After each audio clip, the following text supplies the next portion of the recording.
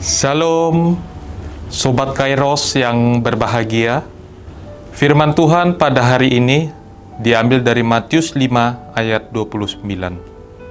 Maka jika matamu yang kanan menyesatkan engkau, cungkilah dan buanglah itu. Karena lebih baik bagimu jika satu dari anggota tubuhmu binasa, daripada tubuhmu dengan utuh dicampakkan ke dalam neraka. Sobat Kairos yang berbahagia, dari mata turun ke hati. Ungkapan tersebut menunjukkan bahwa mata manusia begitu vital.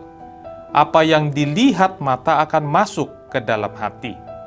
Misalnya, jika kita pergi melewati sebuah restoran dan melihat makanan yang disajikan, bisa jadi perut kita akan keroncongan meminta makan.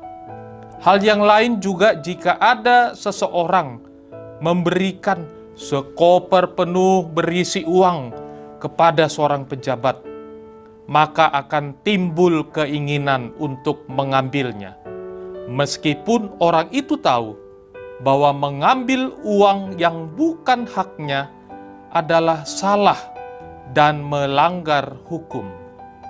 Maka menjadi benar bahwa apa yang dilihat mata akan turun ke hati.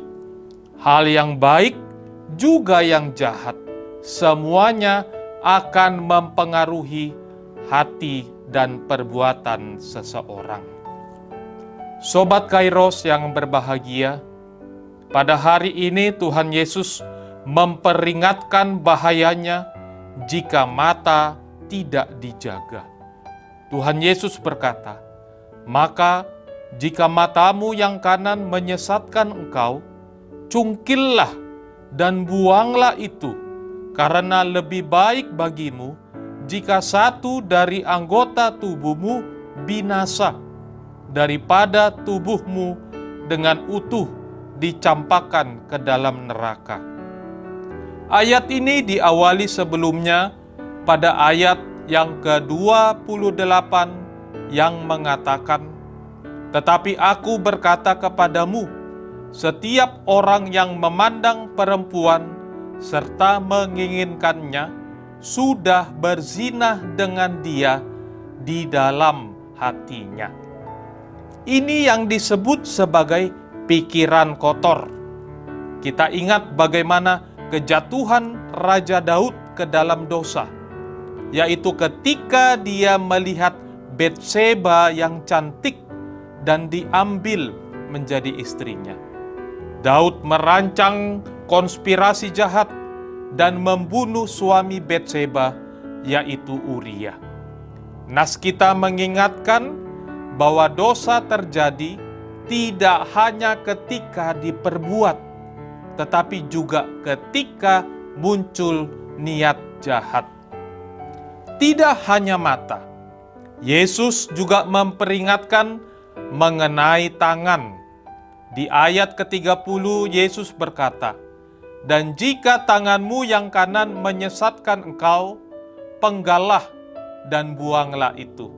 Karena lebih baik bagimu jika satu dari anggota tubuhmu binasa, daripada tubuhmu dengan utuh masuk neraka.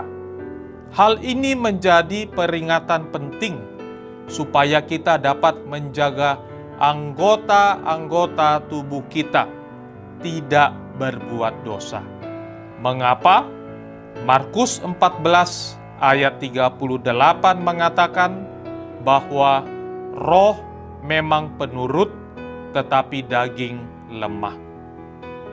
Sobat Kairos yang berbahagia, sesuai dengan firman Tuhan hari ini, apakah Yesus bermaksud kejam untuk menyuruh kita benar-benar mencungkil mata atau memotong tangan sendiri? Tentu tidak. Tuhan Yesus menginginkan supaya kita memiliki kehati-hatian, waspada dengan segala godaan, dan menjauhkan diri dari segala kecemaran. Ingatlah bahwa seluruh anggota tubuh kita adalah berguna dan berharga. Sebab itu, kita harus memakai semua anggota tubuh kita ini untuk yang berguna dan berharga. Jangan sampai karena tidak bisa mengendalikan keinginan daging, maka diri kita menjadi tidak berguna dan tidak berharga, atau menjadi batu sandungan bagi orang lain. Maka, seperti penutup ajaran Tuhan Yesus dalam perikop ini, yaitu pada ayat ke-48, karena itu, haruslah kamu sempurna sama seperti Bapamu yang di sorga adalah sempurna.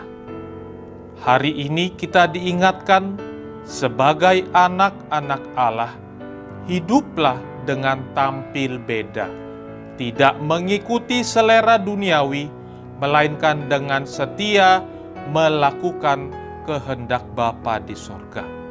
Marilah kita gunakan mata, tangan, kaki, dan seluruh perbuatan kita sebagai persembahan yang harum bagi Allah kita. Selamat beraktivitas Sobat Kairos. Tuhan memberkati segala kehidupan kita. Amin.